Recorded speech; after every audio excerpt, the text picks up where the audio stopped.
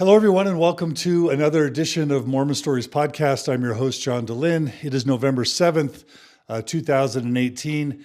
We are broadcasting to you live from our studios in Salt Lake City, Utah, and we are so excited to have our guest today.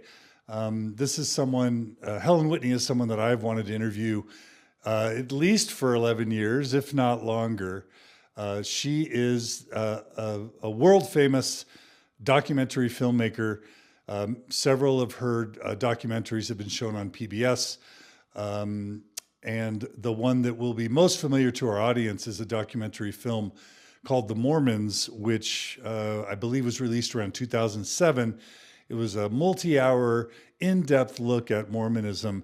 And as I've gone back to reflect how much amazing ground and territory Helen covered with that movie, it has informed Mormon Stories Podcast, and so much, it's sort of been a precursor or an architecture for so much of the change and issues and controversy that we've been grappling with as Mormons for the 11 years after.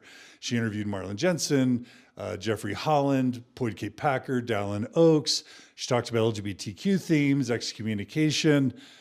She interviewed Terrell Givens, Michael Coe.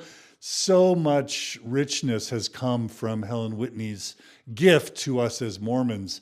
Part of what we're here to do is just to celebrate her role in all of our lives. And I don't even think she realizes how much of an influence she's been on all of us. But before we talk about that, we're going to talk about sort of biographically her upbringing and her story as it relates to her becoming a filmmaker, and specifically a filmmaker who's dealt with so many movies about faith and religiosity. She's done work on the Pope John Paul II.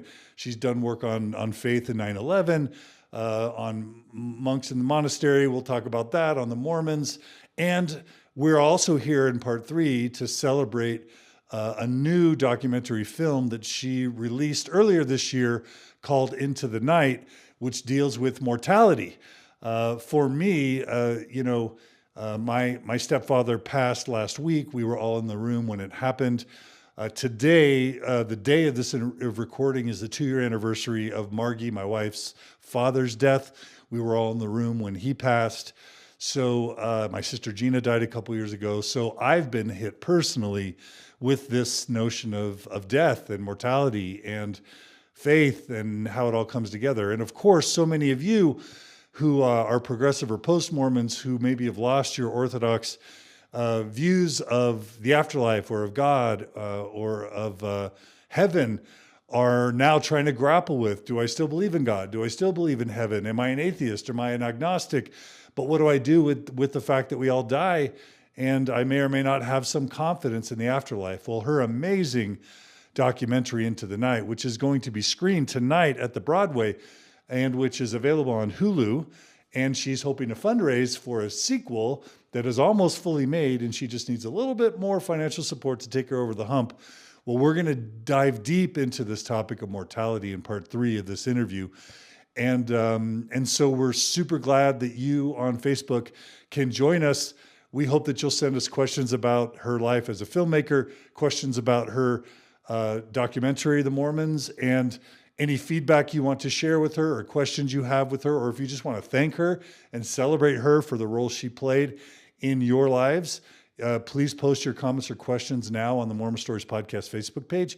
And then, of course, if you have questions about death and dying and mortality and your own existential angst, you'll have a chance to talk about that as well as we explore the themes in her latest film, Into the Night. So without any further ado, we've got you up early. Helen Whitney, it's such an honor to have you on Mormon Stories Podcast. And thank you for inviting me. Yeah. And a shout out to Greg Prince, because it was Greg Prince that put us together. Dear friend of yours, is that right? Very close friend. Yeah. Okay. So anything you want to say in response to that introduction? I'm guessing you're a little bit surprised to hear that tens or even over 100,000 Mormons are so grateful for your work. Maybe that doesn't surprise you, but Are you surprised that after all this time, your legacy lives on? Yes, and I'm delighted by that. And I also loved your introduction. I wish there was a tape of it so I could run it when I'm feeling down. It will be on the internet. It'll be available to you on YouTube, Facebook. Anytime you'll be able to replay it. Okay, that's good. Okay, so we're going to do 3 parts, and I want to start with just your story. I want to understand, how does a woman, what is your background that led you to become a world-class, I would say I wanted to say the Michael Jordan of documentary filmmaking, or at least religious-themed documentary filmmaking. You've won so many awards. If you don't mind, let's start by the level of awards that you've either been nominated for or have won, so that people understand who aren't familiar with their work, the level of filmmaker that you are. And then let's just go back into your history and talk about how you became such a successful documentary filmmaker. Well, the awards range from an Oscar nomination, actually, for my first film, and not my best film either, by any means. But I was delighted to get the nomination, and Emmys, and the DuPont, and the Peabody, the Writers Guild Award, the Humanitas.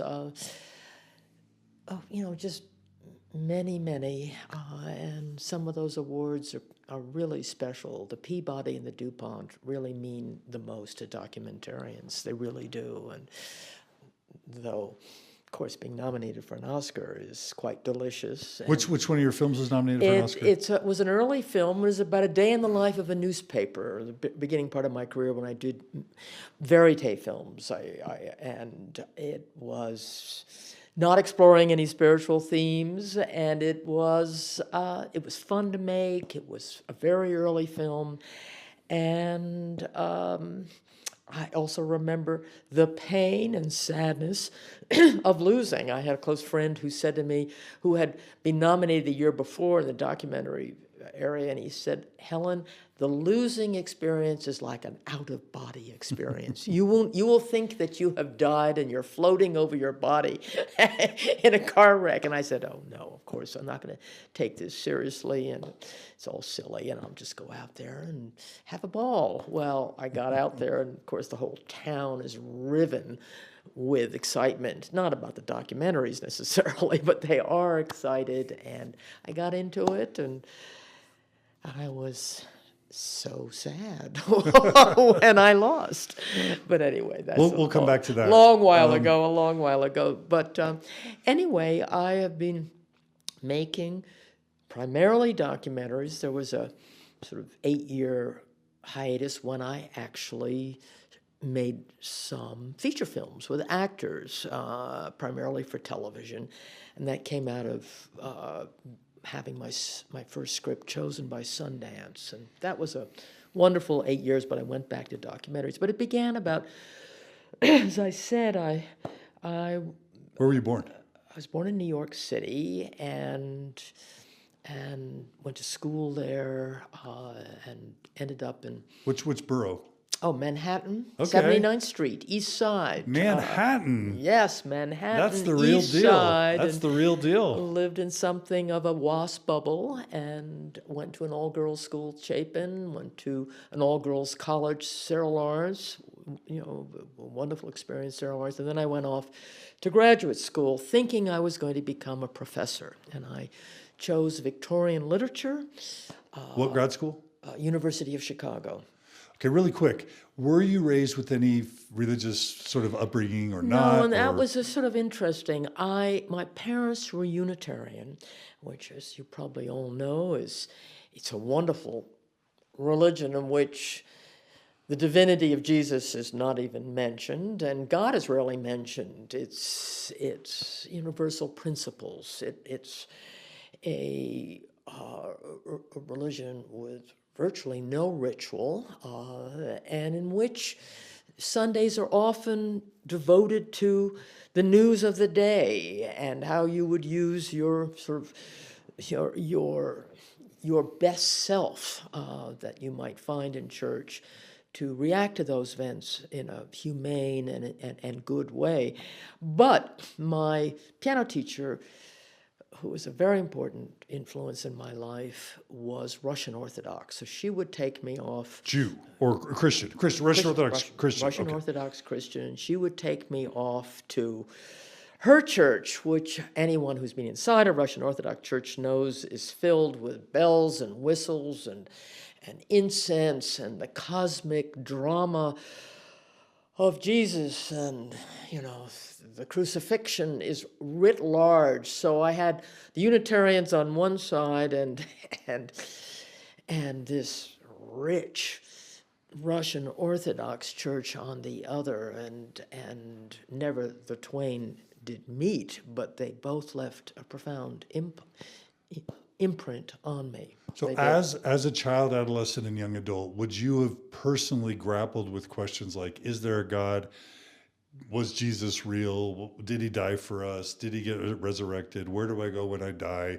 Is there one true church?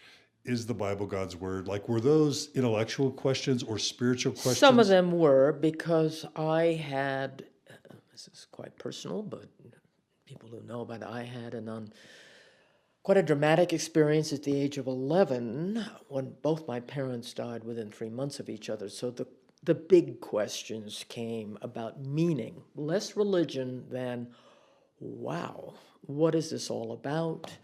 Why must we die? Why do we live? And I think the idea of a personal God who was looking after me was very much in question after the age of 11. But it didn't. That became disqualified? Yes, I didn't think that someone was actually. At the age of 11, to lose your parents so dramatically, it didn't remove the existential questions, but it removed that possibility for me for quite a while. But it left me with an ache to learn more about these great mysteries. I grew up fast. I grew up as an outsider. Who raised you when your parents passed? I had a grandmother who was a bit sick, and I went to boarding school almost immediately, and I was very much on my own. I'm so sorry. I had great friends, and friends became family, and... Was the boarding school religious? No. Okay, so it was a secular boarding school. Yes, yeah. Was there ever a point in those early years where you were, because sometimes death like that throws someone into religious fervor, born-again Christian or... No, absolutely not, but it just awakened this ache for understanding why. Of life's biggest questions, right?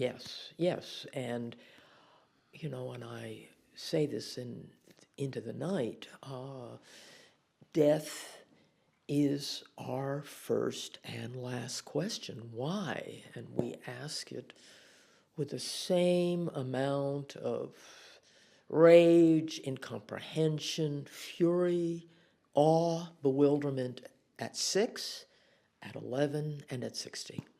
So it certainly inspired me, that event in my life, to ask those questions. So you go to grad school thinking you're going to study literature. I go to graduate school choosing Victorian literature. And if you know about Victorian literature, it is, I feel, a literature haunted by God, by a God who was being challenged, certainly by Darwin and many others. And so it's more of the presence of absence of God, but it's a literature, as I said, haunted by God, and I loved it, and I assumed I was going to be a professor of Victorian literature, And you're at Chicago, University of Chicago. University of Chicago. That's top notch. It was one of the great intellectual experiences of my life. I mean, it's an amazing institution at that point. And what years were you there about?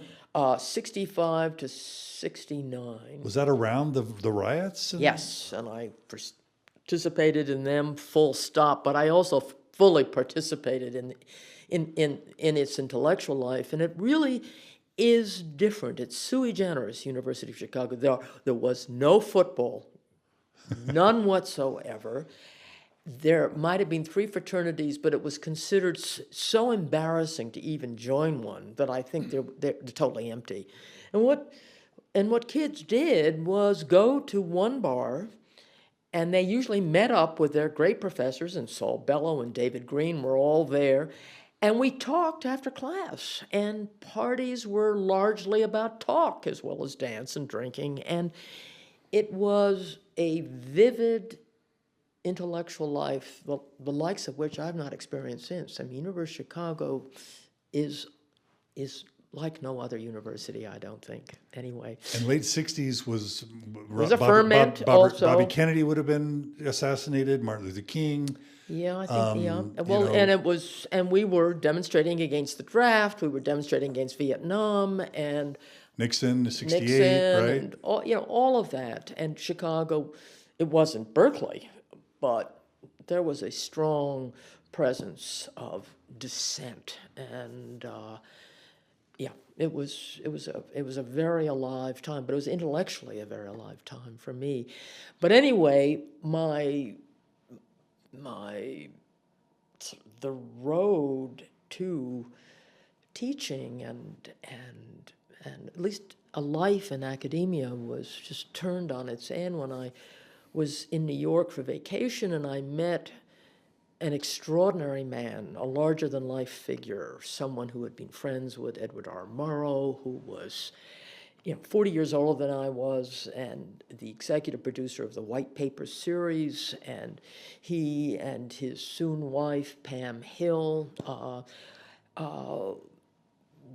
were working together on these documentaries, and I met them, and I met particularly Fred at a party, and we talked for hours, and he just suddenly said, why don't you come on board my ship for a while and get out of this academic bubble and get out of the WASP bubble, and which I already was out of, and really put some flesh on these ideas that you're reading about in these great books and poems, and meet all kinds of people that you haven't been meeting, and have kinds of conversations you're not been having in little towns and big towns and in Europe, and just come out with me as my researcher. And I thought, why not? And I did that. I loved it, and I never went back. So you started doing what? I was his researcher. I would live in little small towns. And what was he doing? He's the executive producer of the White Paper series. He had documentaries about everything, whether it was the Cold War, whether it was the San Francisco riots, or farming communities in a small town in Nebraska, or the first oil refinery, the first environmental film. I lived in a little tiny town in Maine for 5 months. I mean, I went all over America. Was this a TV show on a network? Or NBC's famous series was one of their most important series. They were hour-long, 2-hour-long documentaries. Wow. And I was the researcher, and then became Pam Hill's associate producer, and then ultimately became a producer, director, writer on my own. But it began with Fred Freed and Pam Hill, and they gave me an extraordinary opportunity, and it clearly took, and it was something in me that was dissatisfied in graduate school. I hadn't experienced enough life. I think I would have been, if I'd gone back to graduate school, a much better teacher, because I do think sort of larger experiences, life experiences, particularly if you come from one quite closed environment, is always good for a teacher, always good for an interpreter of great texts. So I didn't. Plus, it was kind of the ivory tower of Chicago, right? You stepped out of the ivory tower into the real world, right? Yeah, but I don't. Every day of every experience at the University of Chicago, I feel, gave me great skills that Fred Freed wanted. I mean, he said to me, I don't want anyone on board who, I had to explain who Hannah Arendt is, who's a great professor at the University of Chicago. I want someone coming in who's literate, who's read a lot, who's comfortable with ideas, and can write well, and I mean, he was clear about that. He didn't feel, he said, I don't want a film graduate. This is an ideal background for him. He was a very intellectual man, and those ideas really meant a lot to him. And in his interviews were informed by his tremendous intellectual rigor. And some of the favorite projects that you did for him, or things you researched, or stories that you wrote about? The environmental one, actually, I loved. Who Killed Lake Erie? I loved traveling around by myself. He was working on so many other films, so I ended up doing a lot of interviews on my own and struggling to lead a film crews around, barely knowing what I was doing. I loved that. I loved being sort of given that kind of freedom. And there was another one I loved.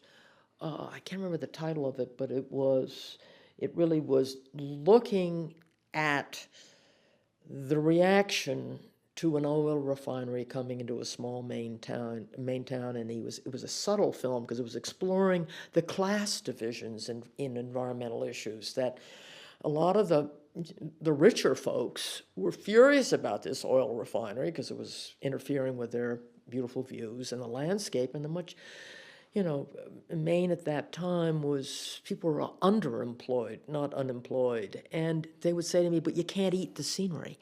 And if it brings jobs, we're willing to take the risk. And that was back in 1971 or 72. And it was not the usual, and first of all, there weren't that many environmental films at that time, but this one looked unsparingly and, quite close up at that divide and the need for two sides to be talking to each other.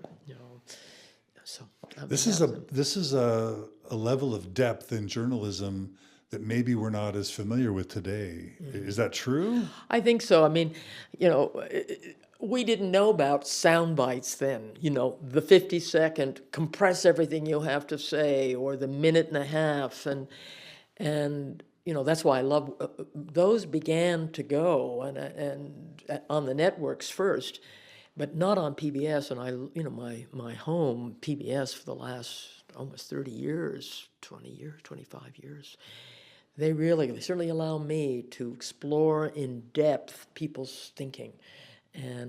But the world of sound bites is upon us. It's a different world. It's a different world. So how did your career progress after working on this program?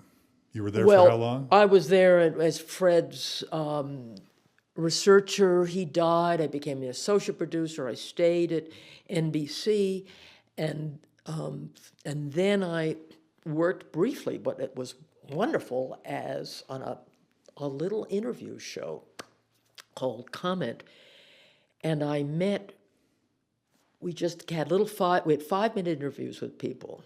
You get a lot done in 5 minutes. It's not a sound bite, nor is it a discursive interview, but God, I met a range of people. But out of that came a friendship with Glenn Gould. I went up to meet him, to interview him why he had left the world of performing.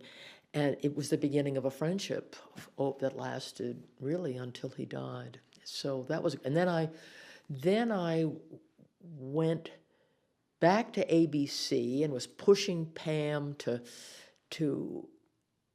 give me a producer's credit. And there were very few women who were producers at that time. And she hesitated for reasons, I think, of staffing. So I went off. I was given a job outside, a film outside of NBC, which was First Edition. Was the film about a day in the life of a newspaper, and that's the film that got me an Oscar nomination. And then Pam invited me back to ABC Close-Up, and I got the producer, director, writer credit I wanted, and I stayed there for quite a while, making films for her, and a whole range of subjects. And my films do touch on an enormous range, whether it's gang kids, McCarthy-era victims, mental illness, Richard Avedon, I did that for PBS, though, but, the Pope, forgiveness, the Mormons. It's quite a spread. But as you mentioned in your introduction, almost all of them have this undersong of existential questioning rather than religious questioning, spiritual questioning. Even if, I'm dealing with gang kids or the mentally ill, there are questions about meaning. Why do we get up in the morning? What's of value? And these questions sort of permeate the more so-called secular shows that I've done. There've been a range of them. But then I sort of came out of the closet a bit and just went after these big ideas more directly, as in John Paul II, the Millennial Pope, or Faith and Doubt at Ground Zero, right there, boom, or forgiveness, a time to love and a time to hate, or Into the Night, Portraits of Life and Death, the most recent one, or the Mormons. So there's a big range there, but there's a thread uniting all of them, and it's that sort of existential questioning. So which was the first documentary that you produced, directed, led, that really was heavily religion themed or faith themed? Which would you, what would you say would be the real beginning of that? The Monastery. Okay, what year would that have been? That'd have been, I should remember. No, it's okay. Late 1990s, early 2000s? No, 1980. Okay. Probably 1980 was very early in my career at ABC Close-Up. And why the Monastery? Well, what was it about? What was the basic premise? I wanted to explore radical faith, the choice to live in a monastery. What impelled these monks to make that choice? And it's pretty extreme, right? Yeah. And I think most of us are fascinated with radical religious choices. And I was. We'll talk about it later, but I think the Mormons is radical religion as well. But let's stay with the monasteries. The Monastery was, in many ways, my favorite film.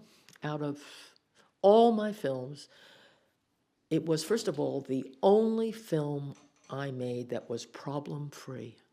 Problem-free. And if there are filmmakers watching your podcast, they'll begin to chortle. They'll say there's no such thing. It's an oxymoron. Yeah. Problem-free film? No. It was as if there was this mysterious wind in my sails, just pushing me. I cannot tell you. It was. Getting into this monastery was. Where was it? It's a Trappist monastery. Which means what? It's a Benedictine monastery. It's more devoted to silence than other monasteries, and I chose it because, first of all, it was a monastery that responded to my letters and was not, just for starters. And is it in the U.S.? Yes, it's right outside Boston and Worcester, and it's physically beautiful. And the abbot was welcoming, and he is a Yale graduate. He just died a few days ago, actually. Thomas Keating, he's quite famous. He started the Centering Prayer. But it was such a story getting in. Most monasteries are skeptical, and he invited me to talk to him, and he said, I'm all for this, but you have to persuade every single monk in this monastery. And there's 109 monks. So I had to rent a room in a motel nearby, and I would come out, and there'd be either 6 or 7 monks in the green room, which is the guest room, interviewing me, or sometimes just 1 or 2. And this went on for weeks. And then I had to come into the monastery at 3 a.m. to make a speech. And boy, that was and to answer questions and to watch 109 monks with cowls over their faces in total chiaroscuro, darkness and light, file in silently to listen to my speech about why they should put the hidden life on national television. What was the spiritual logic of that? I mean, and there were questions, and there were tough questions about. Of course, the one that I was dreading was, why should we let a woman into a monastery? I mean, I mean, we have never allowed a woman, any women, ever in, and why? And of course, it came, and I just finessed it by pretending it was a non-question. I said, if I'm not bothered by all of you, why would you be bothered by me? And they were so flabbergasted that we just moved on. What was your main case for why their stories needed to be told? And that, I think, was the question asked of me that got me in, because I was prepared for it. There was one monk who got up, he said, why should our life and our attention to the invisible be made visible? Why? And I said, because the idea of a monastery, which meant so much to societies up till about 100 years ago. I mean, people would cluster in the olden days around a monastery because just the idea of what these monks were doing, praying and living, so they hoped and felt, orderly lives, it was an inspiration to people. And it was my case that I made, is that the idea of a monastery was no longer resonant. People didn't know what was going on in that monastery, so it wasn't resonant. It wasn't understood. It couldn't even be visualized, which was important. And I said, I think this is important, and I think you should think about this. Then they went off and prayed for 2 weeks, and then they let me in. I mean, it was, and I would say that the biggest surprise for me was that I realized at the end of 3 months living there. I brought up my baby and a nurse, and we had a house on the walls, and I went into the monastery every day to talk to these monks, was that the fabric of American life was written into their concerns. They came from everywhere. There was a Madison Avenue executive. There was a Jewish convert who was teaching at MIT. There was an Irish potato farmer. There was a Andy Warhol ex-filmmaker. There was... As monks. All monks, all monks, all monks. I mean, it was the fabric of American life. And who else was such? Oh, yes, and there was someone who'd lived on the Tenderloin. I mean, I guess a male prostitute, and he was there. The broken, the wounded, the successful, the accomplished. It was the range, and the abbot was an extraordinary man.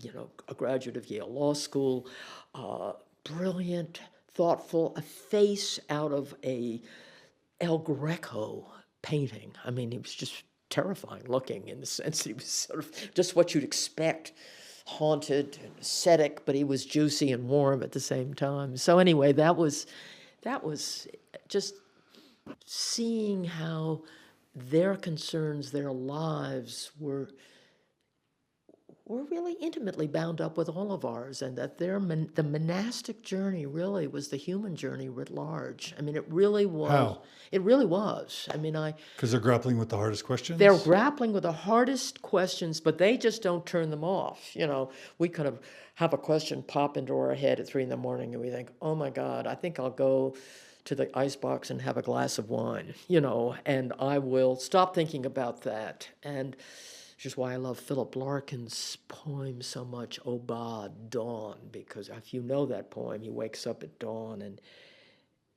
he cannot escape the reality that he will die. You know, when he doesn't know, he can't, and he stays up all night thinking about that without being able to go to sleep, and it's a poem that encapsulates that. But the monks can't escape from it, you know. But they also, you know, they were fun. They had, you know, we used to sit up with a Dunkin' Donuts truck and laugh and talk, and you know, they were all ages, from, you know, the young to the dying, and I'm still friends with them. I call them, and see how they're doing, and they call me, and the few monks that have left the monastery, given up their vows, they come to me, give me a call, come see me down in the West Village, wanting to talk to How me. fun. Yeah, it was an amazing experience, amazing. And we shouldn't confuse monks with Catholic priests, right? No. Because I'm thinking Catholic Boston priests are Globe, in the world. Spotlight, I'm thinking, No. what's the difference between a monk and a priest? Well, just the most important one is they take vows of poverty, chastity, and obedience, and they live enclosed lives. Priests are out in the world. How does it benefit the Catholic Church to have monks? Why would they support that? Well, as what you'll see when you watch the film. I mean, yes, the idea of the monastery is resonant. It is even to me an agnostic that there are these men who are struggling to live in some kind of harmony, abiding by these deep principles. And if you happen to believe, as I don't, I have hopes about it, in efficacious prayer, those monks are praying for you. They're praying for me. They're praying for the world. And I think it's a powerful idea. I really do. And there's a retreat house that people are flowing in and out of. I mean, I filmed it when the firemen came up. These firemen from Boston come every year. They've been coming for 30 years. And they talk about the sustenance they achieve that weekend, just living in the quiet and the peace and being able to ask these monks questions about the big mysteries. That retreat house is their gateway to the world as well, and it is used by so many people. And these people then come back and talk about what they got from that experience. And a lot of agnostics and atheists go there. They go for the silence. They go for their curiosity about why people make that choice.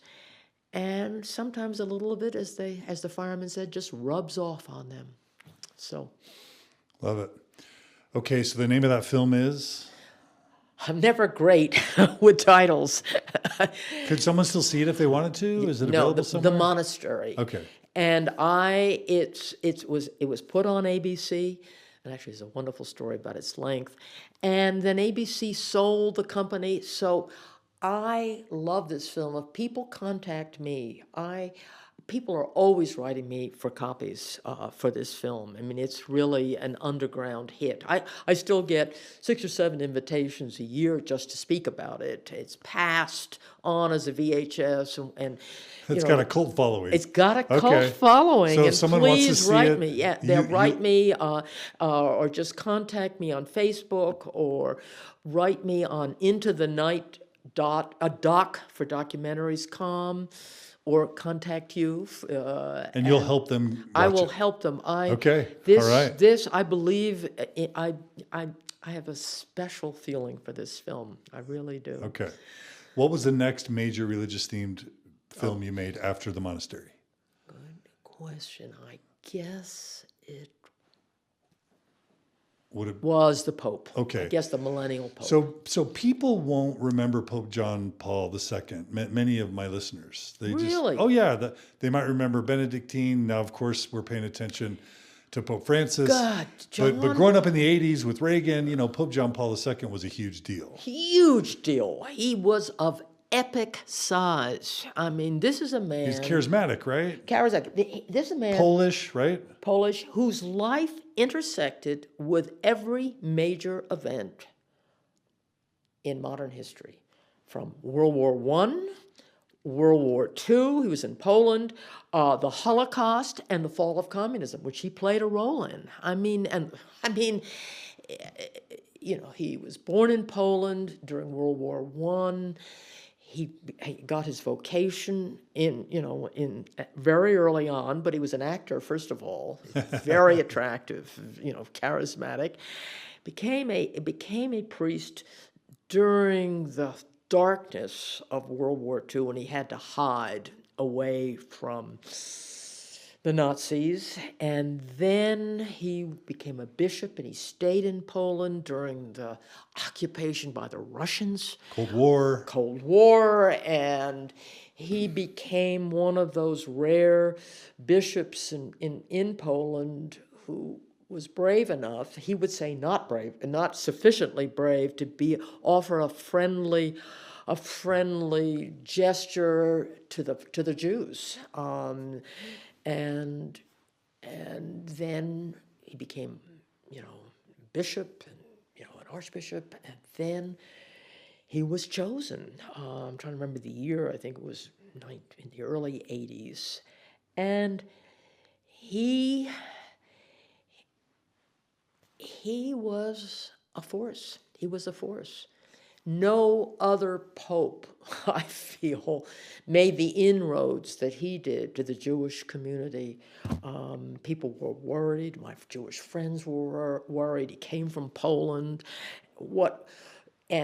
He reached out to the Jews. He visited the concentration camps. He made every single priest in Poland get to the pulpit and say anti-Semitism is a sin. He offered on behalf of the church an apology to all the anti-Judaic sort of teachings of the church. I mean, so his relationship with the Jews was astonishing. His relationship with the fall of communism was. He was secretly, I think, funding a lot of solidarity. He was making inroads to a lot of these countries. He was a light to occupied Poland, saying, be not afraid, I know you're occupied by, but he just gave force to an oppressed people and hope that the wall would come down. And, he had missteps. He fought against liberation theology. He kind of confused it with communism. I think that was a genuine misstep. I say so in the film. He was tone deaf to priest abuse. He was. And to the pain. Did that come up in the? Yes. Did LGBT stuff and priest abuse come up in the documentary film? Yes, because it was early, not major, but James Carroll talks about it, and he made missteps with the Jews. He canonized Edith Stein. He canonized Kolbe. Missteps. He greeted Waldheim in the Vatican, and he shouldn't have, and I think he regretted it. But he was also faith defined him. This is a man of visceral faith. He just traveled the world, just talking about what belief meant, and so he was a tower of contradictions. He was the political pope. He was the savvy pope. He was the intellectually sophisticated pope. He was the modern pope, but he was also the medieval pope. He was the retrograde pope. He was the pope tone deaf to the new status of women and to gays and and to the genuine sort of seriousness of liberation theologians. He was. At the one hand, he was so sophisticated politically, he was considered like God's broker. And at the same time, he forbade anyone from the clergy entering politics. There were rich contradictions. He was doctrinaire and yet a mystic. Padre Pio was his favorite saint. He had a mystical core, a dogmatic core. He was retrograde. He was modern. He was medieval. He was charismatic. He was infuriating. All those contradictions are in the film. Did you get to meet him? Did you actually get to sit down and interview him? No, by the time I made the film. Oh, that must have been hard. I went to conferences, but I was told at the very beginning of the film that they didn't use the word Parkinson's. They said he's sick, and it was clear he was beginning to tremble. And he said, all filmed interviews are over. And it was I was about a year too late. And the film took almost 3 or 4 years. It was a 3-hour film because I traveled around the world. I traveled not only to Poland, I traveled to South America, Latin America, England, Italy, Poland. I mean, all over.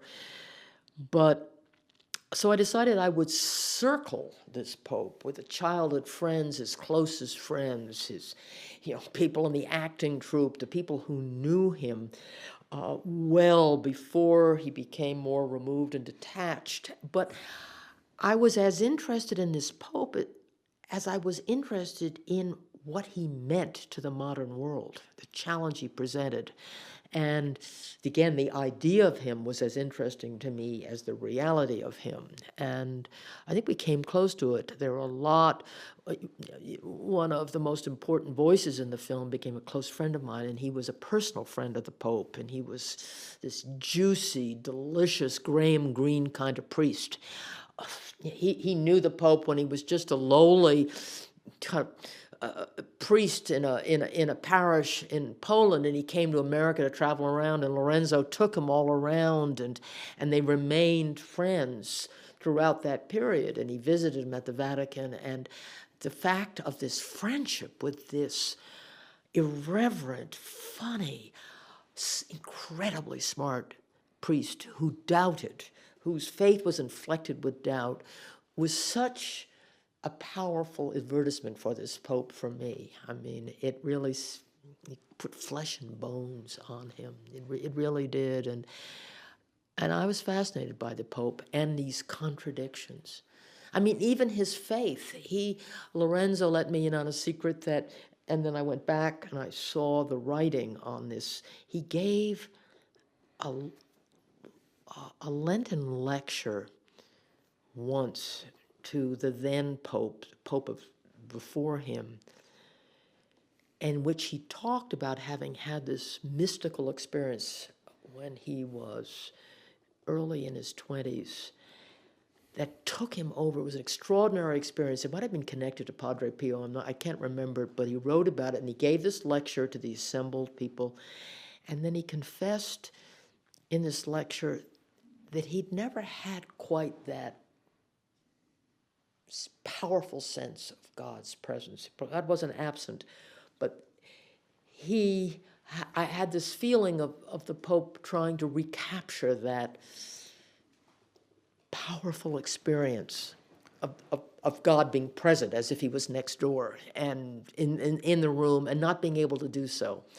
Yeah, because Mormons are led by a prophet, according to the Mormonism, and Mormons tend to believe that their prophet and God kind of have this direct, very explicit communication. Mm-hmm. So you're saying you explored that a little bit in the film? The extent to which the Pope felt like he had the bat phone to God, so to speak? He had it once. What do you mean?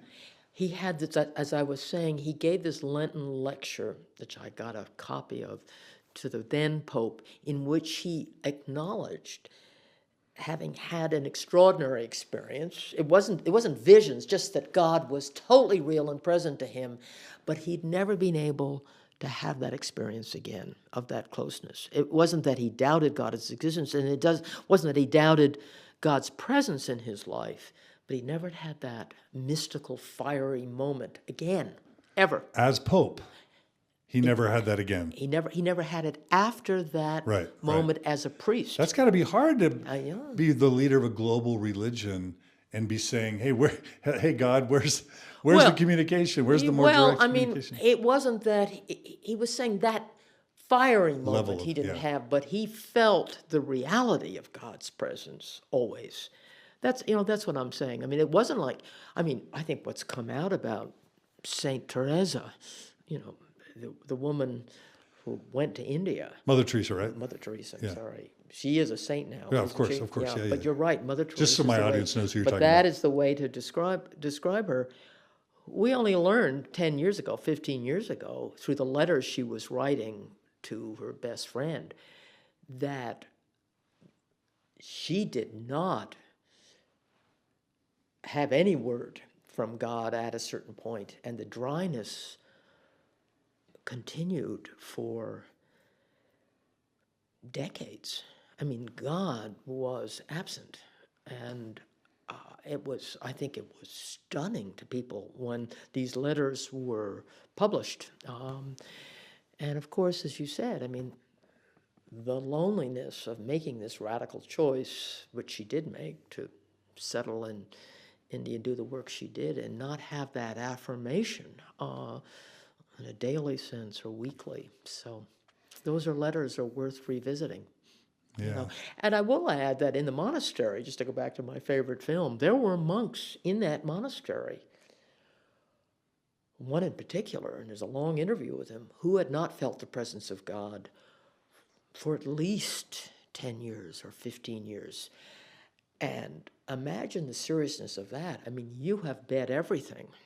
You have given up marriage, a life in the world, autonomy, and you come to the monastery feeling led, and then all communications off. And it was a really powerful interview. It really was. And the church, I might add, this film, The Monastery, was loved by general audiences and by Catholics and by atheists and by agnostics, but not by the church. Not at all. The cardinal in New York said, apparently at St. Patrick's, don't watch this film. When I went to the Vatican to set up all these interviews with cardinals, a few people said, oh my God, are you the person who made that film about the monks? And what it was is they did not want their monks to be so human, to be filled with doubt, or some of them were talking, and again in the monastery film, about the human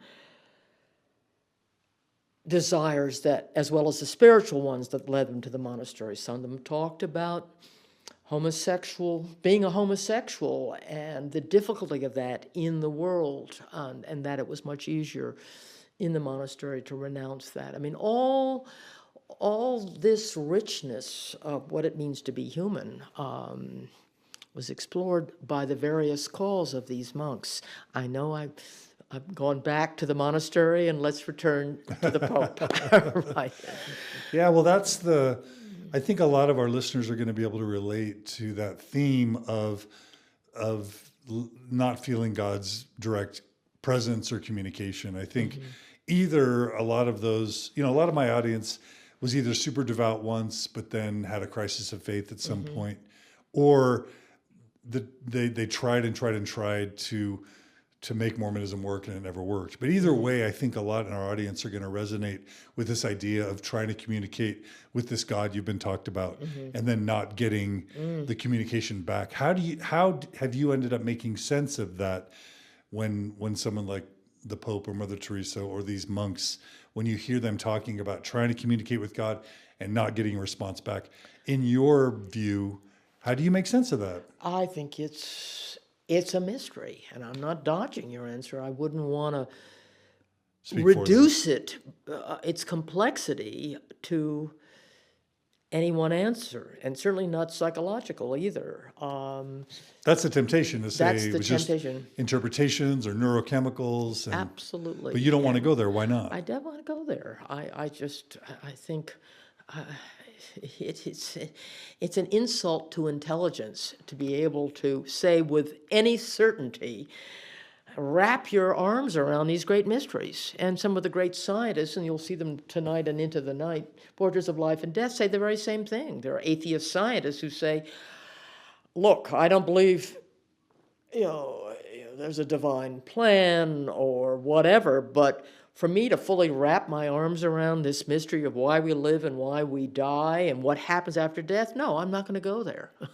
I'm really not. There's too much we don't know. So it's out of humility and respect, it sounds like. Humility and respect, absolutely. And certainly fascination, because there are people we've known them throughout history who have been in close communication with God and then lost him. I mean, look at Christ on the cross. I mean, I think, yes, I know that this famous quote came from the Old Testament, but I think that's the great drama, not so much the pains of the nails on the cross, but that period of time when Christ says, my Lord, why hast thou abandoned me?" So if we're talking about a divinity who has experienced everything on our behalf, betrayal, pain, physical pain, joy, glory, happiness, he also experienced abandonment on the cross. I mean, that was a moment he was saying, "Where are you? I don't hear you, and I'm up here on the cross." So why should we think that a religious life, fully religious life, won't have that darkness? Yeah, it kind of leads you to expect that you should have that at some point. Yeah, and there are many, that's part of the and journey. there are many great religious figures. I guess St. Francis of Loyola, that Jesuit, says that's part of the deal. You know. Interesting. Okay. So before we jump to the Mormons, did your film on 9/11 come before your film on the Mormons, or did it come after? Oh my God, that's a good. It came before. Okay, because I know 2004 it did. was the Mormons. Yeah. And so you made that faith in, what's it called? Faith and Doubt at Ground Zero. Okay. That 9/11 was a kind of an epic moment. It was an epic moment. I live in the West Village, and my view out the window is on the towers, and so I had a view front row center, and I lived in a zone in which I couldn't even get in and out of my territory without a passport. So, and of course, the whole city was just filled with this acrid. And this is your smell. city. This is my city. Yeah. I'm Manhattan. only a half a mile from the towers, and it's my city. Where were you during 9/11? I was actually on my way to a doctor's appointment, so I was In Manhattan. in Manhattan, and I came to Sheridan Square, and the plane had just gone in the first building, and I didn't really all pull it together, and I had to rush off to the doctors, and with this unbelievable sense of unease, and then I came out, and the city had changed. By an hour later, everything had changed. Everything had changed, and that making of that film was an extraordinary experience. I mean, it really was. It emptied me out. I didn't make a film. I worked for Frontline, doing other things for a few years afterwards. I mean, I was just surrounded by death and grief, and I mean, it was fascinating. I learned a great deal, but it was a difficult film to make. And to Frontline's credit, it was a very unusual film for them. I mean, they kind of deployed a lot of producers to look at the socio-economic explanations for what was going on, and political history and relations to the Middle East, and they said, "Why don't you see if anything's out there in the spiritual landscape?" And I'll tell you, secular New York, God talk was everywhere. You go to a bar and people talking about the role of God, or the potential for violence within religion itself, or the problem of evil, or After 9/11. After 9/11. So, it lasted about a year. Literally, at cocktail parties, where if you brought up religion in the usual New York City cocktail party, there'd be kind of a polite ho-hum, and then you go back to talking about real stuff, and of course I've always wanted to bring up these subjects, and a lot of ho-hum, but not then. I mean, it was feverish. It really was. And so when I proposed this film, the spiritual aftershocks of 9/11, how belief and unbelief, I mean, atheists, agnostics, and believers were all talking about their foundations being shaken. And that's what death does. And death was close up to all of us. It wasn't just that people died in the worst possible way in those buildings, but in a sense, we died with them in real time. We heard those last-minute final thoughts on their cell phones, and I had the privilege and the pain of listening to almost all of them, because they came my way, the police shared them with me, and people shared them with me knowing. So I heard the last thoughts of people. And so I think it was a wake-up call to a lot of New Yorkers who you can lead these busy lives when mortality doesn't press in on us. You know, we live in the big buildings. They're so big. They're going to last forever. And this happens, and it's the tripwire. It really is. Death is the tripwire. And so people were open in a way that I don't think they ever had been before. I mean, unbelievers and believers alike, to talk about the existential questions. You know, what's of value? Why must we die? What is that about? Where do people go? Is this all there is? And we'll jump to that in part 3, but can I just ask you a few questions about the 9/11 movie? Yeah. So a couple really stark memories for me. I just watched it yesterday. Brilliant movie. One was the people leaping from the building. And you talk about a couple that leaps holding hands.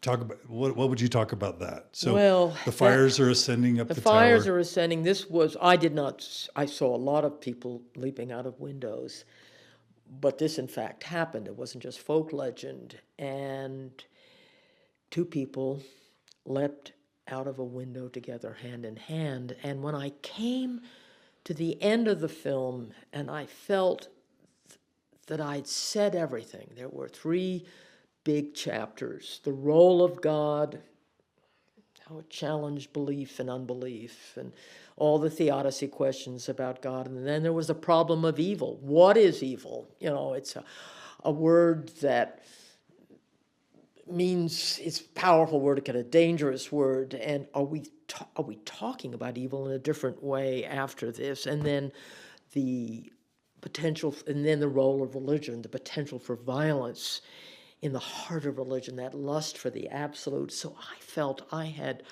we had richly examined those themes, and I thought, how am I going to end this film? And I wanted to leave it as a question, the meaning of 9/11, which everyone has to carve out for themselves. And I felt the way you interpreted that poignant or horrifying, meaningless or meaningful image of 2 people jumping out the window as the fires approached would say a great deal about what meaning could be taken from this event. And I presented both extremes, and people were responding to it. And on the one side, we had people of faith or people who, there was a Buddhist saying the same thing, who believed in the power of love. And they said, in that moment, 2 strangers joined hand in hand and went into the night together. And they joined. They probably never knew each other, but as humans, as kind of coming together, there's some glimmer of something within that. And then you had people like Ian McEwan, the writer, and many others saying it was an image of hopelessness and despair and utter nihilism. People, strangers, jumping out of the fire into their sure deaths.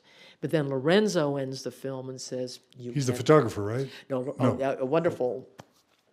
He was. That is Joel Meyerowitz, and he presented the image. He described it. He set it up. But then Lorenzo's voice ends the film saying, "You can choose to see the meaning of 9/11. You can choose to see belief as a silly, ephemeral sort of hope that goes up in the flames of those buildings and resolutely reaffirms your sense that there is nothing. Or you can choose to see within that horror a glimmer of hope. That's your choice. It's the choice of 9/11. And the act of the two people holding hands and Yes. leaping can be viewed. Can be viewed as a choice for utter meaninglessness and horror, or for the power of love in the midst of this horror, that they could go into the night together. I love that. Okay, my next question. In Act 2 of the movie, you go through several interviewees talking about how 9/11's changed their views in God. And some people are saying that we can't question God. Others are saying they'll never look at God again. Some are saying they can't pray to God in the same way. Some say they feel abandoned. Some say they look at God as a barbarian. It's a really brilliant series of interviews that show how something like a real significant tragedy just transforms people's simplistic views of God. Right. A favorite moment for me was 39 minutes into the film. You're interviewing this rabbi, this brilliant rabbi, and he's talking about how people think that there's a plan. Yes. Right? Yes. Do you want me to Yes, cue please. you, or can you? No, or please, you do it. I love it. Okay, I so love it. he's basically saying, what people love about religion is certainty. And what they think about God is that God's got this plan for everyone. Yeah. Go ahead and have that view. But if you're going to have a view that God saved you from death, or God saved you from an illness, then you need to be able to look into the eyes. Do you want to continue? No, you're right. You need to be able to look into the eyes of someone who lost someone. The test of you being able to hold that position that God saved you from death, or saved your loved one from illness, or in Mormonism's view, God helped you find your keys when you lost them. The test of you being able to hold that position is being able to look into the eyes of someone who lost a loved one from death, right? And explain to them how that same plan killed their loved one. Absolutely. Rabbi Hirschfeld. Such a powerful guy. Oh, it's wonderful. It really is. He said it so well. And he did. Yeah. Perfect. And I looked on YouTube to find that clip, and it's not there. So I want to too bootleg bad. your movie, chop that little clip out at the Yeah. 39-minute mark and put that on YouTube, because for me, that was a mind-blowing moment. Wonderful. Yeah, and it's true. Yeah. As it talks about what evil is, there's this imam or Muslim cleric that you interview in the film that basically he kind of is holding down the fundamentalist view. Do you remember the person I'm talking about? And you're asking, is Satan real? Are there demons? And he basically says that at some point the Quran says that for someone to do evil, they have to let the evil in. Do you remember that moment? I do. It's been a while. I felt he was a less... I love that you were interviewing a Muslim cleric. Yes, and he's wonderful. And he's not a fundamentalist in any shape or form. I think, I'll tell you, the fundamentalist who I'm interviewed, and I'm very fond of him, was the Catholic priest. He said, yes, evil is outside of us, and it has a form, Satan. And that priest was very clear. I have to remember his name. And I liked him, and he was unembarrassed. I felt the Muslim was subtler and felt that, and he echoed, but not as explicitly, the Jungian analyst who ends that evil section, who says it the best, that evil is inside of us and outside of us. And I felt the most interesting interview of all in that section, and we got some criticism of it, which showed it really kind of struck a nerve, was the Jungian Anne Ulanov, famous professor at Union Theological Seminary. And she talked about an appropriate hesitation to use the word evil because it's been so misapplied. People have been burnt at the stake with that word. And And yet we go to silly lengths about it. I mean, one historian who I've interviewed for another film, wrote a great book about Hitler, he said, I would interview all these historians who'd spent their life looking at Hitler, but with the word evil, they'd say, oh, no, he had a very bad childhood. This is what happened to him. He was beaten by his father or whatnot. That is on the realm of the ridiculous as well. So it's a word you have to take very seriously, but acknowledge its power. And I felt Anne Uhlenhoff, what she did is she described the act itself of those bombers, those people getting into that plane, or those various planes. They didn't have bombs, I know. They're taking those planes down, and the careful calculation that went into it, and the total disregard, the thousands of lives of people of all faiths that went into it. And she felt, I don't think that the normal description of badness is relevant here.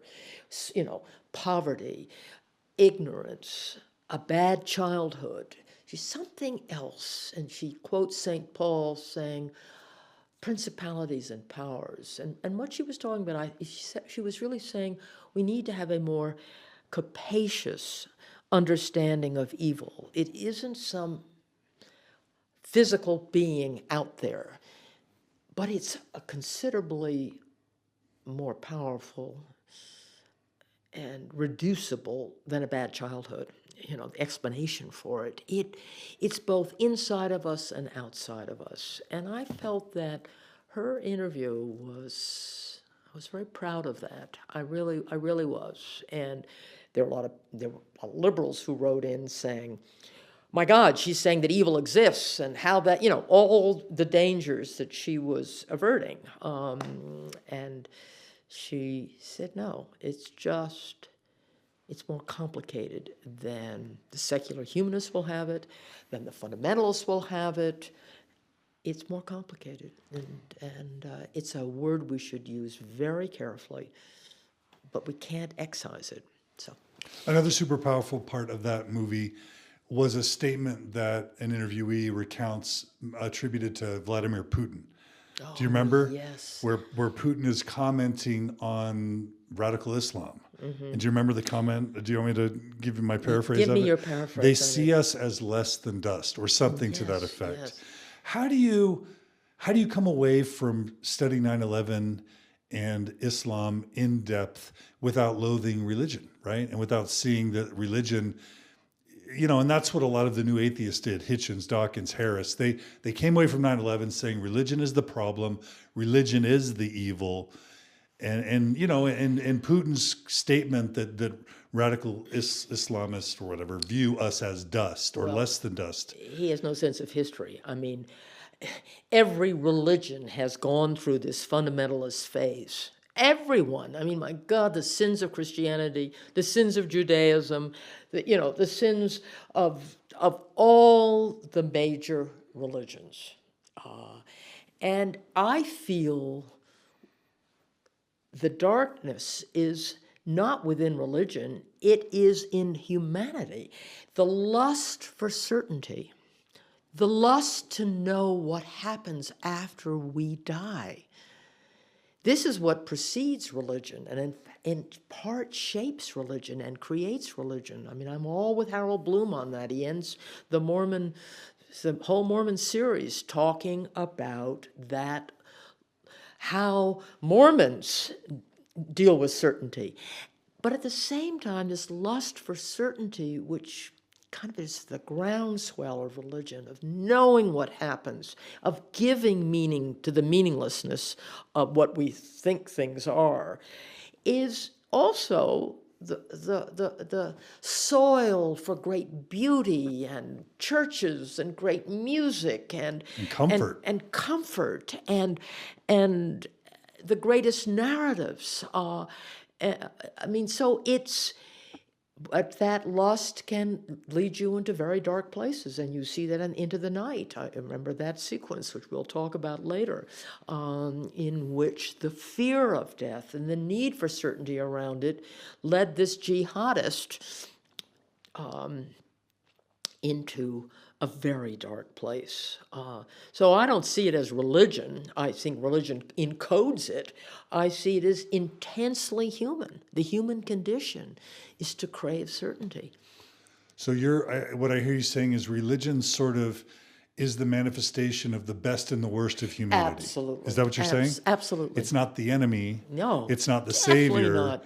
It's absolutely. And Lorenzo Albacete, that wonderful friend of the Pope's, is the major voice in that film. And he talks about that. He talks about that moment when he said, I saw the plane, the minute I saw those planes go in, I knew that religion was religion behind it. This is a priest saying this. He said, the best and the worst of religion, the best and the worst of mankind is behind that need for, yearning for, lust for the absolute. And it was probably religion fueling many of those first responders to run up the towers, right? Absolutely.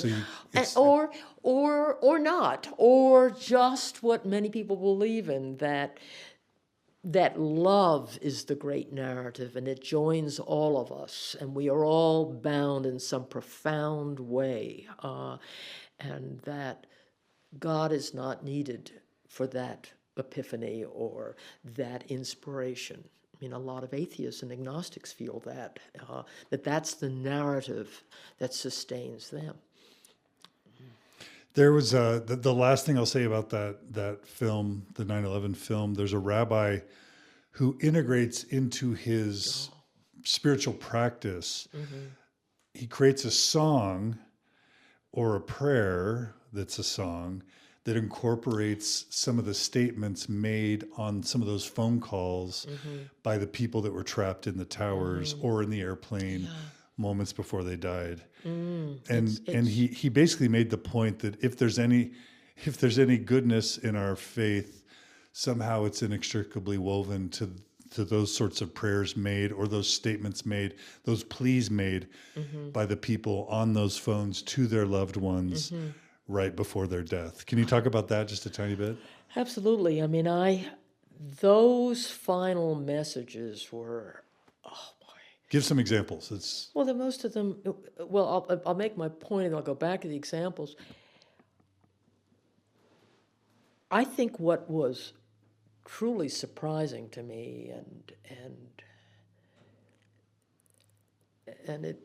it's woven into the narration of Into the Night, Portraits of Life and Death, is that reading and listening to the text of so many of these messages, I was able to get them because people sent them to me, or the police let me see them, and people knew I was making this film, so I listened to about all of them.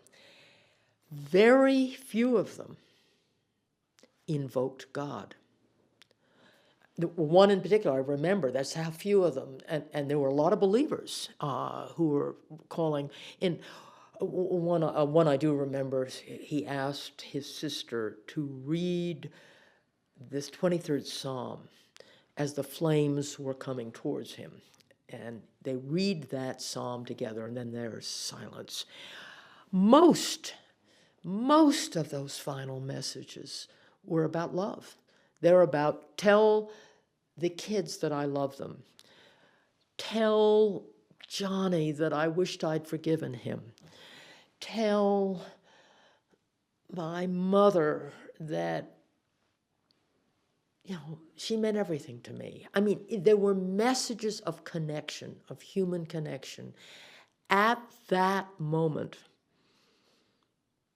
it wasn't please to God, whoever your God was, not most of them. It was for human connection. And it may well be that for most of us, we are doubting Thomases at the end. But that was powerful. That really was. It really was.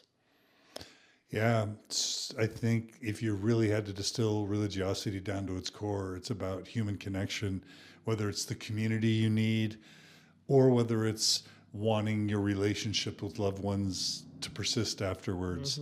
It really does come down to human connection as the core in so many ways. Yeah.